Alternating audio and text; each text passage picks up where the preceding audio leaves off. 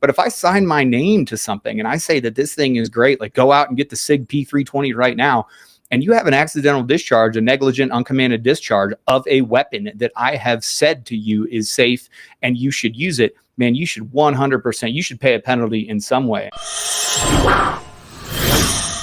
The Marine Corps just raised the red flag on SIG Sauer P320.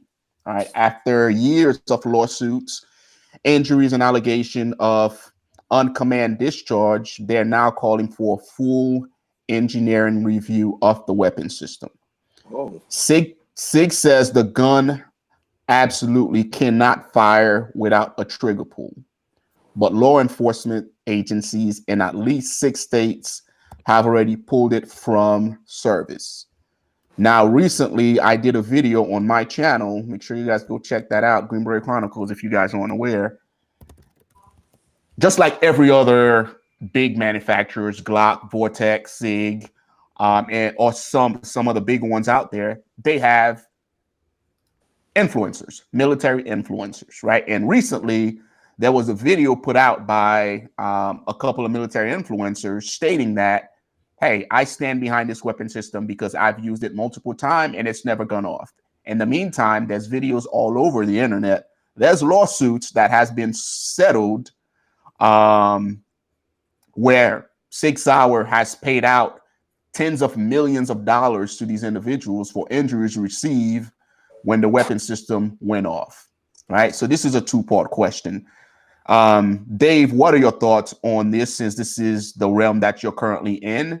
And then second, as military guys, like, how should we approach these certain issues, especially when we have the influence that we have in telling people, hey, you know, go buy this pistol because it's awesome, etc. So can I hit the second question first? Sure. All right. So the second part is, as military guys, as in general, everyone, I'll be honest, we're judging from our own experiences.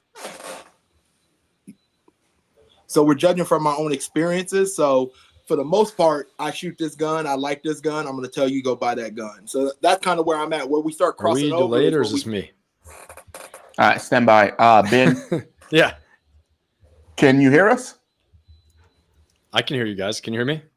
Yeah. Okay. Did you want me to answer? Were you talking to me just now? No. So Dave is going. So I don't know if there's a delay. I hear a drill in the background. Someone's got a drill going back there. That's exciting. Okay. No, I don't hear anything either. Well, you know, I got to think that, you know, the weapon discharging in the holster is not a good look, right? Overall, that's just not what we're hoping for. So, I don't know.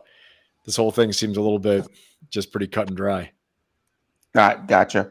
So I'm not sure if there's a delay. Ben, can you hear us real time, or is there a delay with your side? I hear you guys fine. Okay, so Ben could hear us real time. Aaron is having some issues. Guys, you know, it wouldn't be the war room if there wasn't any malfunction. But Dave, why don't you hit us up from the top, and then we'll make our way around the circle. So I think that as just a military member or a guy that gets out, you don't really owe. You just going off your own experience, what you like and what you do. Like, hey, I like Geisley triggers. I like this gun. I like that, the pistol. You're going off your own experience, so you're going to tell them what you think on that.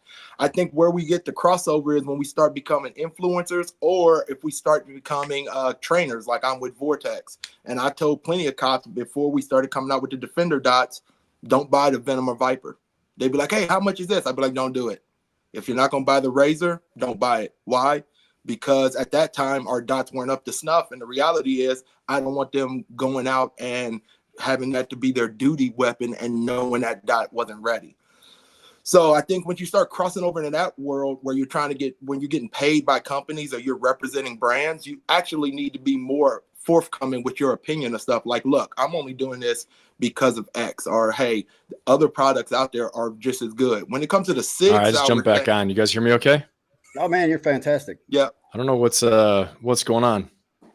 So no, you're good now. Okay. How does the audience seeing this? Is everything working out over there? Yeah. Yeah. They haven't said anything crazy. I think Aaron's having issues, and then Okay. do we address this yet? This topic? Am I? No. Dave is hitting it next, and then we're gonna go to you. Okay. So when it comes I'm not to hearing Sig Dave. Sauer, oh, can you hear me? I'm not seeing or hearing him. How about you, Bobby? Are you seeing Dave? Yeah, I see Dave. He just froze up for just a second, but he was running fine. I was listening to him. No, there he is. He's moving. Shit, he's good. Yeah. I'm just I'm waiting. Okay. That was Andrew Tate. That wasn't Dave. Go ahead and finish off, Dave. So when you come to the 6 hour thing, I think too many people have had incidents for you not to say it's you. One or two people, okay. But once you get into where it's hundreds of lawsuits, it has to be something up at a point. You know, only you keep entering a relationship with girls. Eventually, we got to look at you if there are 100 girls break up with you. So we got to say, maybe you're the guy.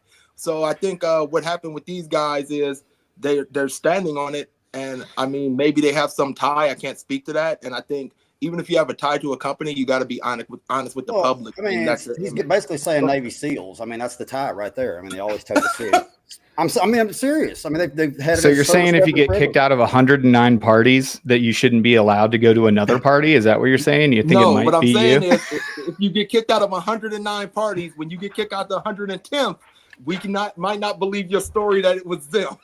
Got it. That's fair. Hey, that's fair. Hey, is my mic better finally? Like, can people hear me? Is it good? Yeah. Okay, good. Yeah, I had an issue. Someone's saying that I have to get a better camera. How's the camera looking now? I'm using the ZV-10 Sony. I don't know how much better I can get. I can see the fucking shine on your hair like that. that's from working out and not coming home and cleaning up. I use transmission fluid. That motherfucker. That's right. That's sort of actually gun oil. It's gun oil. It's on the range shooting. So Dave crushed it, boys. But what we're going to do is we're going to bring up a little background info here from Grok as we look through here. So the SIG Sauer P320 has faced significant scrutiny over reports of unintentional discharges, numerous lawsuits and incidents. Over 100 people, including law enforcement, officers, and civilians, have reported injuries from uncommanded discharges. I actually have a great video of this queued up. We're going to hit it right now. And we're going to see, this one is, I found this one specifically. It's super apparent that this was not an operator error. So we're going to go ahead and cue that one up right meow.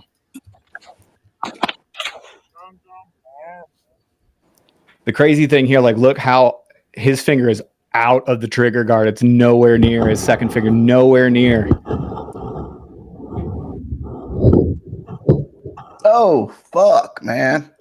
That is wild. That is fucking scary. There's a ton of them. Damn. That is scary. Ben, what are your thoughts? Did he get hurt?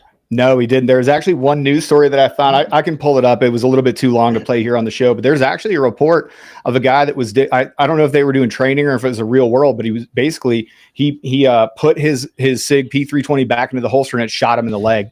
And there's body cam footage of people showing up on scene and trying to stop the bleed. That's insane. I mean, anytime you have something that's causes a complete safety situation, you know, I mean, it's got to go. It's got to go. Bottom line, I can only imagine the amount of BS that, you know, whoever that was shooting, you know, soldier, sailor, you know, airman, Marine, whoever who was shooting right there, what they went through. Cause you know, right away it's operator error. That's what they're going to say there. It's like, you know, you ND'd on the range. Like, no, I didn't, you know, I did everything I normally do. And so they probably did a big investigation. Luckily they had it on film and could see it right away.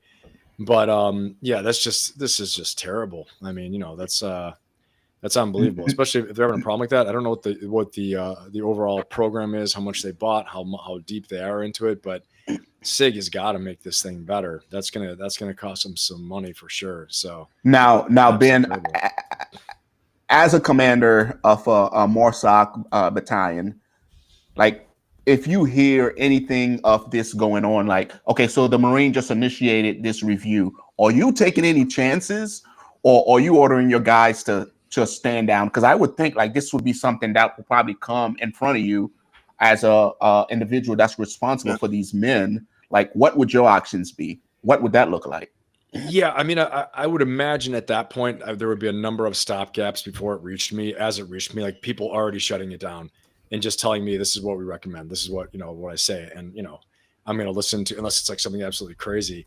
But there's so many years of operational experience from my senior enlisted operator, my master gunnery sergeant coming by, from the sergeant major, as well. And then, my chief warrant officer, who's, the armory officer, all these different things, who has all the deep knowledge about, the ordnance officer, so on and so forth, to the company commander, to the team sergeant, everyone would probably come to me at that point and say, look, we did our own investigation.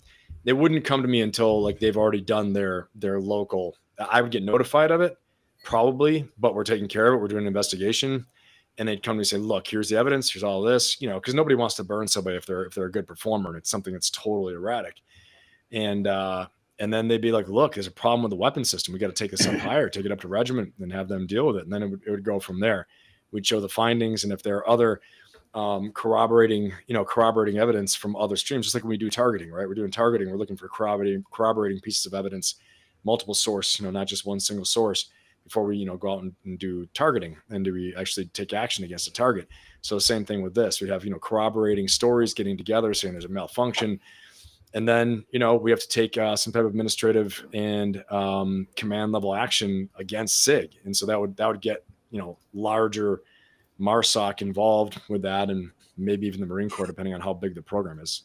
What's up, Bobby? Oh, I want to ask Ben a question. So, because it relates into what he's saying right there. I was one of the 82nd Airborne Division's master gunners. And what that means by is when companies were coming to try to sell gear, equipment, rifles, whatever, me and a couple other guys, master gunners, were taking them out there and we do our own assessment on them, shoot them, throw them, fucking kick them in the dirt, et cetera, et cetera, et cetera, when we do a write-up. Okay, this is what we say. We think this sucks. We think this is good. Yeah. And then after that, we're giving our assessment of it. So it goes from there to who influenced the scheme after that to implement them. That's a great question, because it's the same thing. I mean, I remember before they were, investing in a new SAW and new automatic weapons, the infantry level, new, rifles. It's years of testing, really testing the crap out of it. We were testing the 6.8, not the stop, the 6.8 back in 2004. Wow. Yeah. That's how long it's taken. Yeah. But, and so, I imagine it's happening. Maybe I got another great video. Malfunction. I got another great video we're going to show here. This one, this guy is handling, so you can see obviously the dude in the cuffs here. So I'm just going to play this small snippet of it. This small little clip. He got a damn ankle bracelet on too. Yeah, hey man, it's probably in Florida. It's not a lot working. Hey man, not working. Stand your ground. But you can see here this officer that's about to go hands on him here. You're going to see the red arrow of death, and then watch what happens.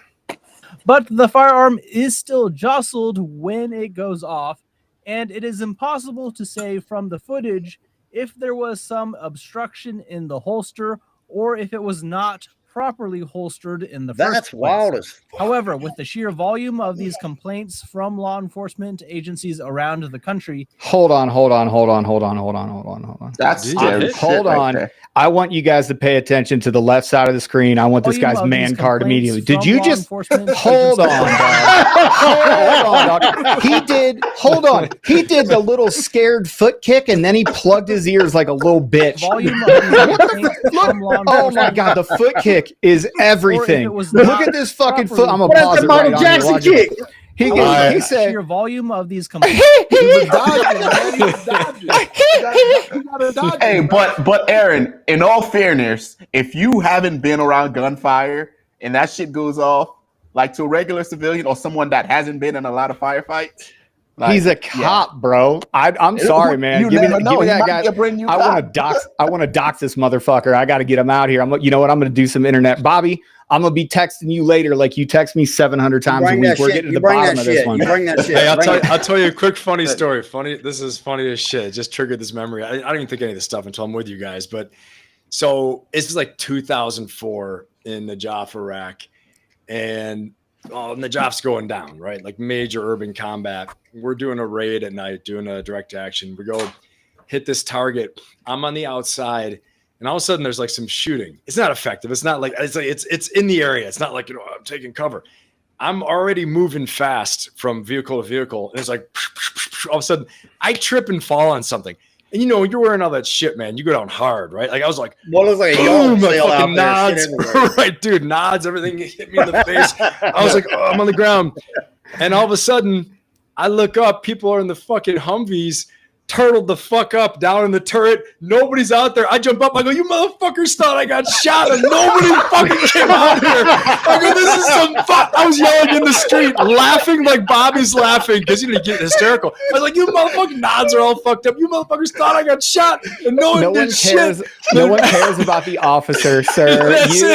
They were like, this was a fellow captain, the JTAC, this motherfucker. And I looked at him. I go, his name is Riff. Riff, I know you're going to hear this someday. I go, you thought I got shot, motherfucker? He's like, no, I know you're good. I knew you're good. He's laughing so hard. I don't blame you. If I got taken out, I'd turtle the fuck up too.